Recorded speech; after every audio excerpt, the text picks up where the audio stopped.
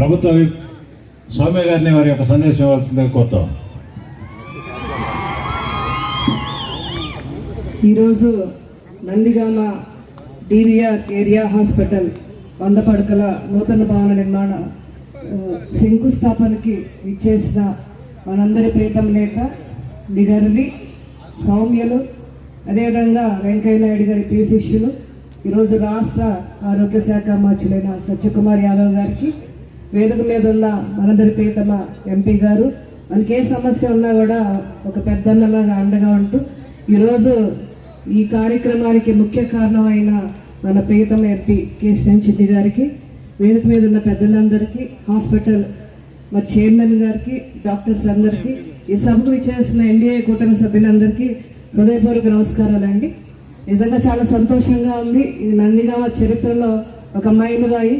ఎప్పటి నుంచో మరి చిరకాల స్వప్నం ఈ ఏరియా హాస్పిటల్ మరి 1998 మన నందిగామ ఆరాధ్య దైవమైన మరి దేవినేని వెంకటరమణ గారు మరి సెప్టెంబర్ 10వ తారీఖున శంకుస్థాపన చేశారు. ఈ నందిగామ చుట్టుపక్కల ప్రాంతాలకి మెరుగైన వైద్య సేవలు అందించాలనే ఒక గొప్ప సంకల్పంతో ఆ రోజు మరి దీన్ని శంకుస్థాపన చేయటం జరిగింది. మరి దురదృష్టవశాత్తు హాస్పిటల్ నిర్మాణం పూర్తిగా ముందే మనందరికీ దూరం అయిపోయారు.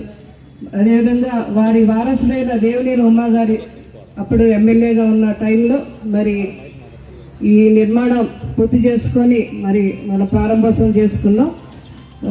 డిసెంబర్ 2వ తారీఖున 1999 సంవత్సరం అండి. ఆ రోజు మరి ఎంపీ గారైన రామ్మోహన్ గారు, ఉమా గారు వచ్చి మరి ఈ బిల్డింగ్ని మరి ప్రారంభోత్సవం చేశారు. మరి గత 26 సంవత్సరాల నుంచి మరి అనేక సేవలు ఈ హాస్పిటల్ ద్వారా చుట్టుపక్కల ప్రాంతాలకి మరి అందాయి.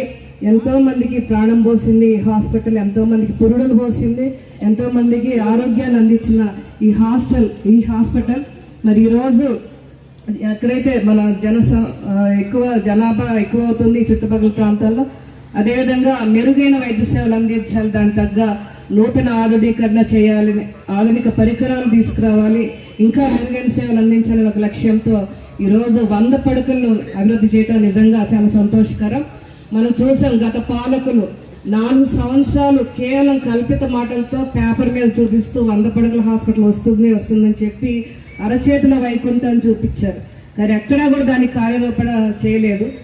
ఎలక్షన్స్ ముందు ఒక స్టంట్ వేశారు. ఎక్కడో ఊరి చివరిన 2 కిలోమీటర్ల దూరం ఉన్న స్థలాన్ని నేను సేకరించినట్లు, గవర్నమెంట్కి అప్పగించినట్లు మరి చాలా అబద్ధపు శిలాఫలకాలు కూడా మరి వేసి ఆ రోజు హడావుడిగా శంకుస్థాపన చేయటం జరిగింది. కానీ ప్రజలు వాళ్ళని చెప్పుతో కొట్టినట్లు మరి రాష్ట్ర వ్యాప్తంగా కూడా 164 సీట్లు ఎన్డీఏ కూటమికి ఇచ్చారు. అదేవిధంగా ఇక్కడ నందిగామ నియోజకవర్గాల్లో కూడా 27,000 చిల్లర్తో మరి భారీ మెజార్టీతో ఇక్కడ ఎన్డీఏ కూటమి జెండా ఎగరవేయడం జరిగిందండి. ఈరోజు అధికారంలోకి వచ్చిన తర్వాత వెంటనే మేము దీన్ని పరిశీలిస్తే అసలు భూసేకరణే జరగలేదు. అంతా కూడా ప్రజల్ని కేవలం అబద్ధాలతో వాళ్ళు మరి మాయమాటలతో వెళ్ళిపుచ్చారు. ఈరోజు తప్పకుండా ఇక్కడ ఏదైతే 26 సంవత్సరాలుగా ఇక్కడే ఈ స్థలంలోనే ఈ హాస్పిటల్ ద్వారా అనేక మందికి సేవలు అందాయి కాబట్టి ఇక్కడే దీన్ని అభివృద్ధి చేయాలనే ఒక గట్టి సంకల్పంతో వచ్చిన అడ్డంకులన్నీ కూడా ఒక్కొక్కటి అధిగమించుకుంటూ మేము ఈరోజు కార్యరూపం చేయడం చాలా సంతోషంగా ఉంది. మేము హాస్పిటల్ ఇక్కడ అభివృద్ధి చేస్తామని చెప్పి మళ్ళీ కుటిల ప్రయత్నాలు చేశారు. అంటే మన గవర్నమెంట్లో కూడా వాళ్ళు కుటిల ప్రయత్నాలు చేశారు, కోర్టులో వేశారు, కోర్టు చెంపదెబ్బ కొట్టింది వాళ్ళకి. అదేవిధంగా మళ్ళీ మండలి సభ్యులు ఎమ్మెల్సీ అరుణ్ కుమార్ గారు ఆపాలని చెప్పి మళ్ళీ శాసన మండలిలో మరి గౌరవ మంత్రి గారిని ప్రశ్నించడం జరిగింది. మంత్రి గారు గట్టిగా సమాధానం చెప్పి వారిని నోరు మూయించారు. మరి చివరికి ఈరోజు కార్యరూపం చేయడం చాలా సంతోషంగా ఉంది. తప్పకుండా మరి తొందరగా దీన్ని నిర్మాణం పూర్తి చేసుకొని ప్రజలకి మంచి సేవలు అందించాలని మరి టెంపరీగా ఈరోజు షెడ్స్ వేయడం జరిగింది. ఆ షెడ్స్ ద్వారా మరి ఈ సంవత్సరంన్నర కాలం మరి వైద్య సేవలు అందుతాయి కాబట్టి నేను డాక్టర్లకి చైర్మన్ గారు చెప్పేది ఏంటంటే ఎక్కడా కూడా ఈ హాస్పిటల్ ప్రాణం పోయాలి కానీ ప్రాణం ఎక్కడా కూడా ఎవరికి మనం తీయకూడదు. కాబట్టి ఆ లక్ష్యంతో మీరు అందరూ కూడా పనిచేయాలి. ఎక్కడా కూడా మనకి పేరు రాకూడదు, చెడ్డ పేరు రాకూడదు. ఈ సంవత్సరంన్నర కాలంలో మీరు అందరూ కూడా అందుబాటులో ఉండి మంచి సేవలు అందించండి. మనకి సంవత్సరాల కాలంలో మంచి బిల్డింగ్తో మళ్ళీ ఒక మంచి రోజున మళ్ళీ మనం ఈ బిల్డింగ్ని ప్రారంభోత్సవం చేసుకుంటాం కాబట్టి మరి దీనికి సహకరించిన అడుగడుగున మరి సహకరించిన మంత్రి గారికి మనం అందరం కూడా గట్టిగా చప్పట్లు కొట్టి ధన్యవాదాలు తెలియజేసుకుందాం.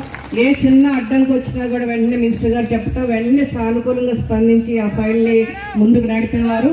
అదేవిధంగా ఈరోజు ఈ కార్యక్రమానికి ముఖ్య కారణమైన మరో వ్యక్తి మరి ఎంపీ గారు, ఏ సమస్య ఉన్నా కూడా ఎంపీ గారికి చెప్పడం ద్వారా వారు వెంటనే మరి మినిస్టర్ గారు దృష్టిలో పెట్టేవారు.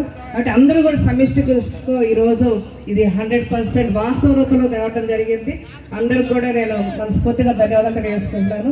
అదేవిధంగా సిబ్బందికి కూడా, చైర్మన్ గారికి, సిబ్బందికి మరి చాలా తక్కువ టైంలోనే అన్ని ఏర్పాట్లు చేశారు. బిల్డింగ్ని డిమాలిష్ చేసి ఇక్కడ అన్ని ఏర్పాట్లు చేశారు. వారికి ప్రత్యేకంగా ధన్యవాదాలు తెలియజేసుకుంటున్నాను.